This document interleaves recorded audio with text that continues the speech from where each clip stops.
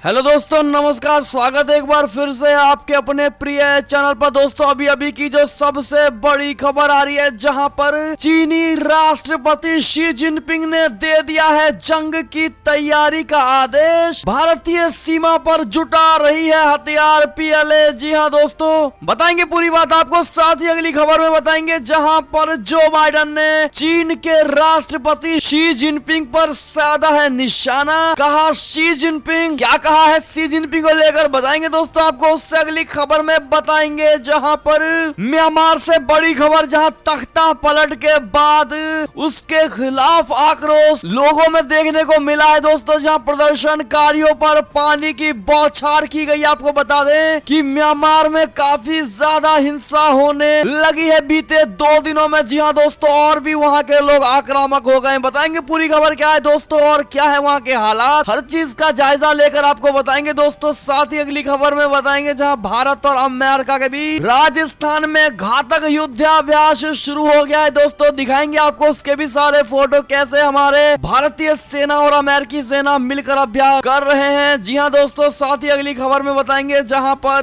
कंगालिस्तान से बड़ी ही कंगाली वाली खबर आ रही है दोस्तों। जहां पर वहां के सड़क उद्घाटन में पाकिस्तानी मंत्री शाह महमूद कुरैशी ने काटा केक तो मच गया केक खाने के लिए हड़प की हड़ताल। जी हाँ दोस्तों, बताएंगे आपको ये भी पूरी खबरें। साथ ही बंगाल चुनाव से जुड़ी खबर आ रही है, किसान आंदोलन से जुड़ी खबर आ रही है दोस्तों, जहां मोदी सरकार ने साफ इनकार कर दिया है। क्या क्या कही है बातें सब बताएंगे, तो बने रहिएगा वीडियो के अंत तक। और अभी खबरों में आगे बढ़ने से पहले अगर आप भी मानते हैं कि मोदी जी हैं तो हर चीज संभव है और भारतीय सेना है तो हम गर्व से जी रहे हैं, और चाइना पाकिस्तान जैसे देश की हेकड़ी और सिट्टी बिट्टी गुम है, तो इस वीडियो को अभी कर दीजिए लाइक, चैनल को कर दीजिए सब्सक्राइब, बेल आइकन दबाइए, साथ ही कमेंट बॉक्स में लिख दीजिएगा जय हिंद। जी हाँ दोस्तों, तो अब चलते हैं पहली और सबसे बड़ी खबर की तरफ, जहां चीनी राष्ट्रपति शी जिनपिंग ने दे दिया है जंग की तैयारी का बड़ा आदेश। भारतीय सीमा पर हथियार जुटा रही है पीएलए सेना। जी हाँ दोस्तों, भारत और चाइना के तनाव के बीच चीन के राष्ट्रपति शी जिनपिंग ने पीपुल्स लिबरेशन आर्मी यानी पीएलए को चीनी नव वर्ष की छुट्टियों के दौरान युद्ध के लिए तैयार रहने का निर्देश दिया है। शी जिनपिंग ने यह भी कहा है कि सेना सूचना युद्ध कौशल के लिए तैयार रहे, जो दुश्मन की सेना पर जीत के लिए बेहद अहम है। चीनी मीडिया और स्थानीय विशेषज्ञों के मुताबिक चीन ने यह बयान भारत और ताइवान के साथ चल रहे तनाव को देखते हुए दिया है। जी हाँ दोस्तों, हिंदुस्तान टाइम्स की रिपोर्ट के मुताबिक शी जिनपिंग के बयान के बाद चीन के आधिकारिक मीडिया में कई ऐसी रिपोर्टें आई हैं जिसमें यह कहा गया है कि चीनी सेना भारत से लगती सीमा पर हथियार जमा कर रही है। यही नहीं दोस्तों, चीन का सेंट्रल मिलिट्री कमीशन पूर्वी लद्दाख से लेकर अरुणाचल प्रदेश तक एलएसी पर तैनात सैनिकों को निर्देश दे रहा है और साजो सामान की आपूर्ति की निगरानी कर रहा है। जी हाँ दोस्तों, शी जिनपिंग ने अपने संदेश में कहा है कि बसंत महोत्सव के दौरान पूरी सेना को ड्यूटी के दौरान अपनी जंगी तैयारी को बढ़ाना होगा, ताकि राष्ट्रीय सुरक्षा, लोगों की खुशी और सद्भाव की रक्षा की जा सके। चीनी कैलेंडर के मुताबिक बसंत महोत्सव सबसे महत्वपूर्ण होता है दोस्तों। इस दौरान करोड़ों लोग अपने घरों को लौटते हैं और सरकारी विभाग तथा मंत्रालयों में या तो छुट्टी होती है या बहुत कम स्टाफ होते हैं। जी हाँ दोस्तों, पीएलए के एयरफोर्स एविएशन डिवीजन की जांच के दौरान शी जिनपिंग ने एक विशेष एयरक्राफ्ट की जांच की, जो खास तौर पर सूचना युद्ध कौशल के लिए बना हुआ है। चीन की सरकारी मीडिया ने कहा है कि आधुनिक युद्धों में जीत हासिल करने के लिए सूचनाओं पर नियंत्रण जीत का प्रमुख हथियार हो सकता है। ऐसे में दोस्तों, शी जिनपिंग के इन बयानों से आप समझ पा रहे होंगे कि चाइना प्यार की भाषा या बातचीत की भाषा नहीं समझता है दोस्तों। उसके जब तक 8-10 सैनिक ना मरे, चाइना लाइन पर नहीं आता है। आपका क्या मानना है दोस्तों इस हिंसा से भरे चाइना को लेकर? अपनी राय जरूर दीजिएगा दोस्तों। और जिस प्रकार से चाइना युद्ध चाहता है, क्या भारत को उसी के भाषा में जवाब नहीं देना चाहिए दोस्तों? आपकी क्या राय होगी इसको लेकर? अगर आप भी चाहते हैं कि भारत को उसी प्रकार से जवाब देना चाहिए तो कमेंट करके जरूर बताइएगा। देखते हैं क्या कहती है हमारी भारत की जनता। जी हाँ दोस्तों, चलते हैं दूसरी बड़ी खबर की ओर, जहां पर जो बाइडेन ने चाइना के राष्ट्रपति शी जिनपिंग पर साधा है डायरेक्ट निशाना। कहा शी जिनपिंग कठोर कठोर व्यक्ति हैं, उनमें लोकतंत्र की समझ ही नहीं है। जी हाँ दोस्तों, अमेरिका ने एक बार फिर साफ कर दिया है कि चाइना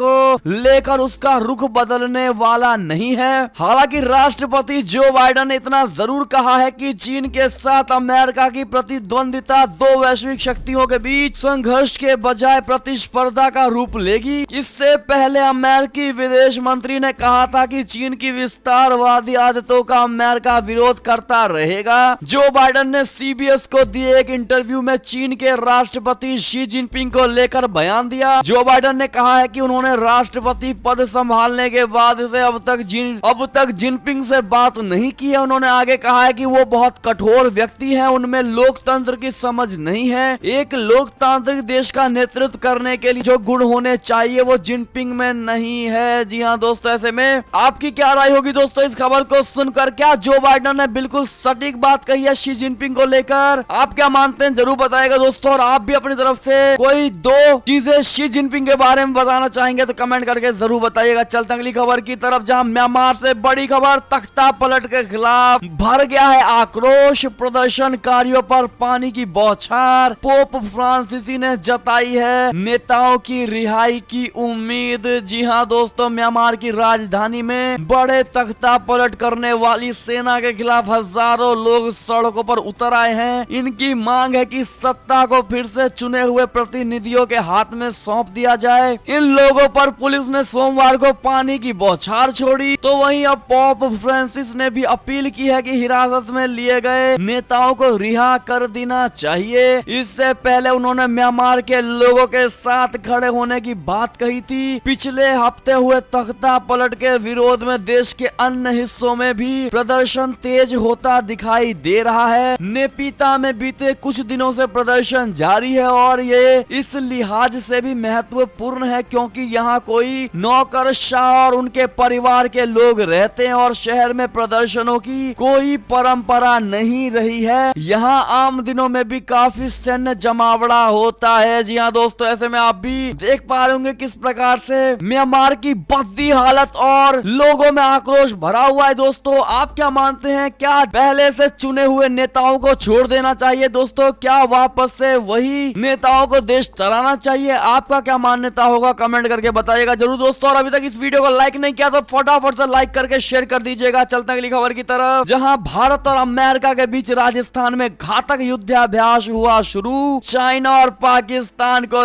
लगी है मिर्ची। जी हाँ दोस्तों, बीकानेर के महाजन फील्ड फायरिंग रेंज में भारत और अमेरिका के बीच युद्ध का अभ्यास सोमवार को शुरू हो गया। ये युद्धाभ्यास 8 से 21 फरवरी तक चलेगा। इसे युद्धाभ्यास 20 का नाम दिया गया है। भारत और अमेरिका के सैनिक युद्धक टैंक के साथ साथ अन्य दूसरे घातक हथियारों के साथ युद्धाभ्यास कर रहे हैं। इसका मकसद युद्ध की स्थिति में अलग अलग देशों की संयुक्त सेना द्वारा कॉमन ऑपरेशन के जरिए दुश्मन को परास्त करना है। यही कारण है कि थार के रेगिस्तान में सबसे बड़ा अमेरिकी स्ट्राइकर टैंक भी अर्जुन और सारथी जैसे हिंदुस्तान के बड़े के साथ दौड़ता नजर आया। लेकिन सबकी नजर 19 और 20 फरवरी पर रहेगी क्योंकि इन दो दिनों में थार के रेगिस्तान में पूरी तरह युद्ध जैसा ही माहौल नजर आएगा। उस वक्त दोनों देश अपने हथियारों और उपकरणों का इस्तेमाल कर सकेंगे। साथ ही हेलीकॉप्टर और टैंकों का कोऑर्डिनेशन भी दिखाया जाएगा। करीब 2 दिन पहले ही इस युद्धाभ्यास 20 के लिए अमेरिकी सेना का दस्ता सूरतगढ़ पहुंच चुका था, जिसके एक ब्रिगेड मुख्यालय, 2 battalion, 3 infantry regiment, Stryker brigade team के 240 अमेरिकी सैनिक शामिल हैं। यह अमेरिका की सबसे पुरानी बटालियन का दल है। इसमें महिलाएं भी शामिल है। जी हाँ दोस्तों, आप पिक्चर में देख पा रहे होंगे दोस्तों। और आपको भारत और अमेरिका के बीच इस प्रकार की घनिष्ठ मित्रता और युद्धाभ्यास को लेकर आपकी क्या राय होगी दोस्तों? जिस प्रकार से चाइना और पाकिस्तान को ये सुनकर ही मिर्ची लग गई है कि भारत अमेरिका एक साथ युद्धाभ्यास कर रहे हैं, लेकिन जब दोनों मिल करके पाकिस्तान और चाइना की हेकड़ी निकालेंगे दोस्तों, तब उनका क्या हाल होगा? आपका क्या मानना है कमेंट करके जरूर बताइएगा। चलते हैं अगली खबर की तरफ, जहां अमेरिका ईरान में तनाव घटने की उम्मीदों पर फिर गया है पानी। दोनों देश अपनी अपनी शर्तों पर अड़े हुए हैं दोस्तों। जो बाइडेन के राष्ट्रपति बनने के बाद अंतरराष्ट्रीय तनाव के कई स्थलों पर तुरंत सुधार होने की उम्मीद जोड़ी गई थी, लेकिन उनमें से एक उम्मीद को गहरा धक्का लगा है। राष्ट्रपति जो बाइडेन ने ईरान के साथ परमाणु डील में अमेरिका के जल्द लौटने की संभावना पर फिलहाल पानी डाल दिया है। अब संकेत ये है कि दोनों पक्षों में पहले कौन पहल करेगा, इसको लेकर अमेरिका और ईरान समान धरातल पर नहीं है। जी हाँ दोस्तों, अगली खबर की ओर चलें तो भारत कर रहा है एलएसी पर सर्विलांस सिस्टम में बड़ा बदलाव, चीनी सैनिकों की बढ़ेगी इससे मुसीबत। जी हाँ दोस्तों, वास्तविक नियंत्रण रेखा पर चीन के साथ जारी तनाव के बीच भारत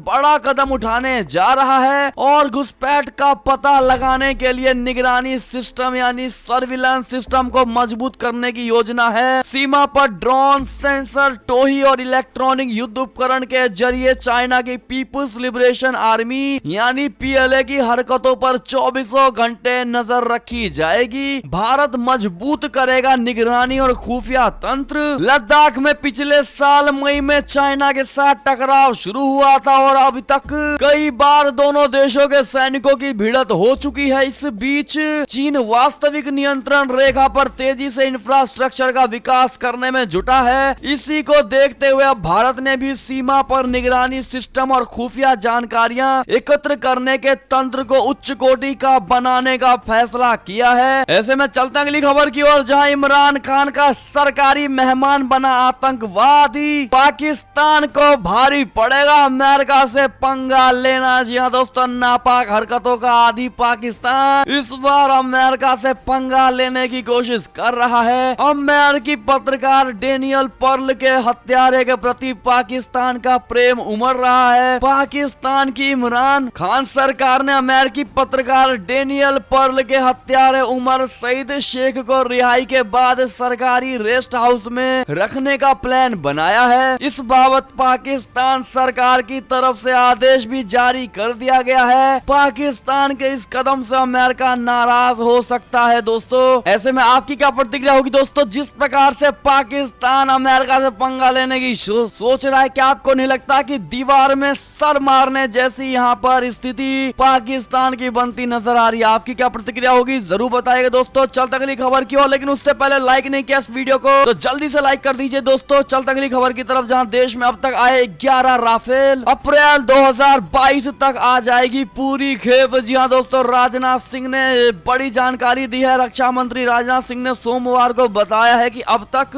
11 राफेल विमान भारत आ चुके हैं और मार्च तक 17 और ऐसे विमान भारत को मिल जाएंगे। ये जानकारी राज्यसभा को रक्षा मंत्री ने प्रश्नकाल के दौरान एक पूरक प्रश्न के उत्तर में दी है। उन्होंने बताया है कि अब तक 11 राफेल विमान भारत आ चुके हैं तथा मार्च तक 17 और ऐसे विमान भारत को मिल जाएंगे। जी हाँ दोस्तों, ऐसे में अगर आप भी राफेल का दिल से स्वागत करते हैं भारत में तो वेलकम राफेल कमेंट करके जरूर लिख दीजिएगा। एक और खबर की बात करें तो पाकिस्तान के आयोग ने भी माना हिंदुओं के मंदिरों की है बुरी स्थिति, जिसको लेकर इमरान सरकार को लगाई है फटकार। जी हाँ दोस्तों, पाकिस्तान में हिंदू अल्पसंख्यकों और उनके धार्मिक स्थलों की दुर्दशा को उजागर करने वाली एक रिपोर्ट सामने आई है। पाकिस्तान के डॉक्टर शोएब सडल आयोग ने सुप्रीम कोर्ट को अपनी 7वीं रिपोर्ट सौंपी है, जिसमें यह कहा गया है कि देश में हिंदू धर्म के प्रमुख स्थलों की हालत निराशाजनक है। पाकिस्तान के प्रमुख अखबार डॉन की रिपोर्ट के मुताबिक सडल आयोग ने सुप्रीम कोर्ट को 5 फरवरी को हिंदुओं के धार्मिक स्थलों के संबंध में रिपोर्ट सौंपी है। रिपोर्ट में इस बात को लेकर अफसोस जाहिर किया गया है कि अवाक्यूई ट्रस्ट प्रॉपर्टी बोर्ड अल्पसंख्यक समुदाय के प्राचीन स्मारकों और धार्मिक स्थलों की देखभाल करने में नाकाम रहा है। आयोग ने 6 जनवरी को चकवाल स्थित कटस राज मंदिर और 7 जनवरी को मुल्तान के प्रहलाद मंदिर का दौरा किया था। रिपोर्ट में इन मंदिरों की दुर्दशा की तस्वीरें भी शामिल है। ऐसे में दोस्तों आप समझ ही पा रहे होंगे कि अल्पसंख्यकों की कैसी स्थिति बनी हुई है आतंकिस्तान में। इस पर आपकी क्या प्रतिक्रिया होगी, राय जरूर दीजिएगा दोस्तों। इस पर चलते अगली खबर की तरफ, जहां पर चाइना ने नेपाल पर डाला है अपनी कोरोना वैक्सीन इस्तेमाल करने का दबाव। जी हाँ दोस्तों, लीक हुए दस्तावेज से हुआ है ये बड़ा खुलासा। जी हाँ दोस्तों, वैक्सीन डिप्लोमेसी में भारत के आगे निकलने से चीन बौखला गया है और इसी बौखलाहट में वो दूसरे देशों को धमका रहा है। चीन की तरफ से नेपाल पर दबाव डाला जा रहा है कि कि वो उसकी कोरोना वैक्सीन खरीदे। नेपाल के विदेश मंत्रालय और काठमांडू स्थित चीनी दूतावास के बीच हुए पत्र व्यवहार के सार्वजनिक होने से यह बात सामने आई है। नेपाल की मीडिया ने लीक दस्तावेजों के हवाले से बताया है कि चीन ने नेपाल सरकार पर साइनोवैक वैक्सीन खरीदने के लिए दबाव बनाया है दोस्तों, ताकि भारत की वैक्सीन ना बिके और हर कोई चाइना की ही वैक्सीन खरीदने की बात करे। ऐसे में दोस्तों आप इस चालाक लोमड़ी कहे जाने वाले चाइना को लेकर क्या कहेंगे दोस्तों? इस वैक्सीन वाले मुद्दे पर अपनी राय अवश्य दीजिएगा। क्या भारत को जरूरत है किसी को ये बताने की कि हमारा वैक्सीन सबसे अच्छा है? दोस्तों आप क्या मानते हैं जरूर बताइएगा। अगर सच में अच्छा है भारत का वैक्सीन तो अपने आप वायरल होगा। आप क्या कहते हैं दोस्तों जरूर बताइएगा। अगली खबर की बात करें तो चीन में गिरफ्तार हुई ऑस्ट्रेलियाई पत्रकार सीक्रेट जानकारी लीक करने का है इस पर संदेह। ऑस्ट्रेलिया की महिला पत्रकार को चीन ने औपचारिक रूप से गिरफ्तार कर लिया है। इससे पहले 6 महीने तक उन्हें नजरबंद रखा गया था। उन पर देश की गुप्त सूचनाओं को विदेशों में लीक करने का आरोप है। वो यहाँ पर स्थानीय टीवी चैनल में काम करती थी। गिरफ्तार की गई 49 वर्षीय पत्रकार चेंग ली ने अधिकारियों से आग्रह किया है कि उन्हें उनके दो छोटे बच्चों से मिलने की अनुमति दी जाए। चेंग ली चाइना सेंट्रल टेलीविजन के अंग्रेजी न्यूज चैनल CTTN में एंकर थी। पत्रकार को गिरफ्तार किए जाने की जानकारी तब दी गई जब परिवार ने उनके 2 बच्चों को चेंग से मिलने देने का अनुरोध किया। जी हाँ दोस्तों अगली खबर की बात करें तो चमोली हादसे को लेकर ब्रिटेन और ऑस्ट्रेलिया के प्रधानमंत्री ने जताया है दुख।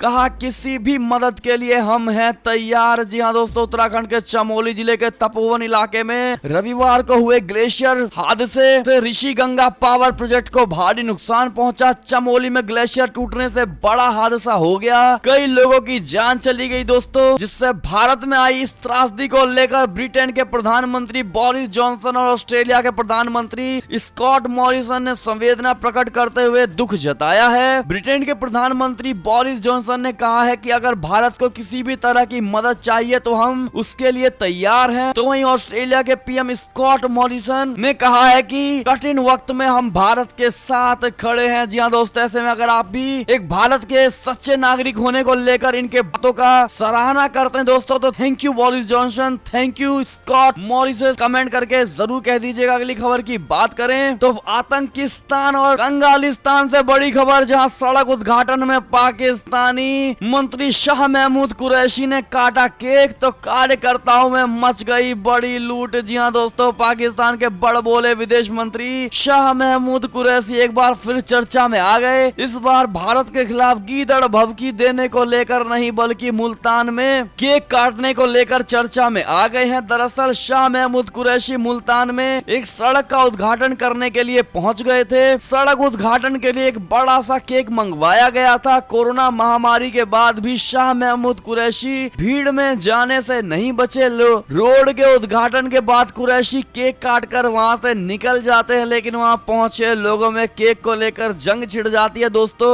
आप वीडियो में देखेंगे कि वहां ऐसी स्थिति हो जाती है कि लोग केक को लूटने लगते हैं और जिसको जितना मिलता है उसको खाता हुआ निकल जाता है दोस्तों। और केक को लेकर इतनी बुरी तरीके से लड़ाई होती है कि आप इससे अंदाजा लगा पाएंगे दोस्तों कि पाकिस्तान को कंगालिस्तान कहना गलत नहीं होगा। जी हाँ दोस्तों और पाकिस्तान को कंगालिस्तान किसी और नहीं बल्कि वहाँ की खुद सरकार ने बनाया है दोस्तों। ऐसे में इमरान खान को शर्म आनी चाहिए उनके। ऐसे में अगर आप भी मानते हैं कि इमरान खान को शर्म आनी चाहिए उनके इस देश को बदतर बनाने पर, तो आप भी कमेंट सेक्शन में ये बात जरूर लिख दीजिएगा दोस्तों। आपकी बात वहां तक पहुंचाई जाएगी। अगली खबर की बात करें तो प्रधानमंत्री मोदी ने कृषि आंदोलन को लेकर साफ कर दिया है दोस्तों कि नहीं वापस होंगे कृषि कानून। अब जो है गेंद किसानों के पाले में है। जी हाँ दोस्तों नए कृषि कानूनों को लेकर किसानों का आंदोलन बीते 2.5 महीने से जारी है। इस आंदोलन में अब तक 100 से ज्यादा किसान अपनी जान गंवा चुके हैं। आंदोलन की आड़ में दिल्ली में हिंसा तक हो गई है दोस्तों, लेकिन किसान अपनी मांग पर आज भी अड़े हुए हैं। उन्हें नए कृषि कानूनों की वापसी से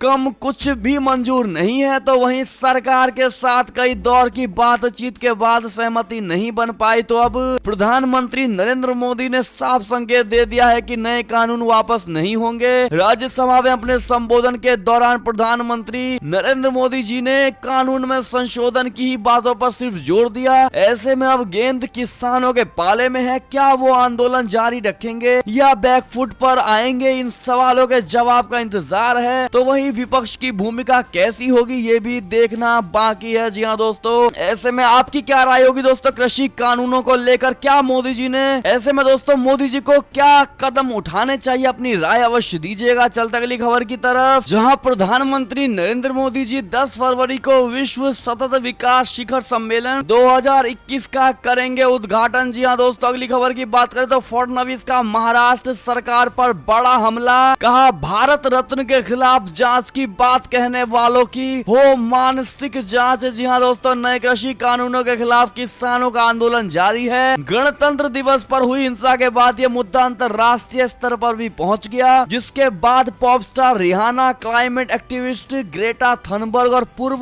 पॉर्न स्टार मिया खलीफा समेत कई अंतरराष्ट्रीय हस्तियों ने इस पर टिप्पणी की है। इसके बाद सचिन तेंदुलकर, लता मंगेशकर समेत कई भारतीय सेलिब्रिटी भी मैदान में उतर आए और अंतरराष्ट्रीय हस्तियों को भारत के मामले में दखल न देने की सलाह दी है। और अब महाराष्ट्र के गृह मंत्री अनिल देशमुख ने इस मामले की जांच के निर्देश दिए हैं दोस्तों, जिस पर महाराष्ट्र की राजनीति गर्मा गई है। ऐसे में इस न्यूज को ट्विटर पर शेयर करते हुए महाराष्ट्र के पूर्व सीएम देवेंद्र फडणवीस ने कहा है कि अपमानजनक है। कहां है आपकी मराठी शान, कहां है आपका महाराष्ट्र धर्म? जिन भारत रत्नों के खिलाफ आपने जांच की बात कही है, उनके जैसे आपको पूरे देश में कहीं नहीं मिलेंगे। दूसरे ट्वीट में उन्होंने लिखा है कि क्या महाराष्ट्र विकास आघाड़ी सरकार ने होश खो दिया है? भारत रत्नों के लिए जांच शब्द का प्रयोग करते हुए सरकार को शर्म नहीं आती? वास्तव में अब उनकी मानसिक स्थिति की जांच करना जरूरी है, जिन्होंने भारत रत्न से सम्मानित हस्तियों के खिलाफ जांच की बात कही है। जी हाँ दोस्तों, ऐसे में जिस प्रकार से सचिन तेंदुलकर, लता मंगेशकर के ट्विटर अकाउंट की जांच करवाने की बात शिवसेना ने कही है दोस्तों,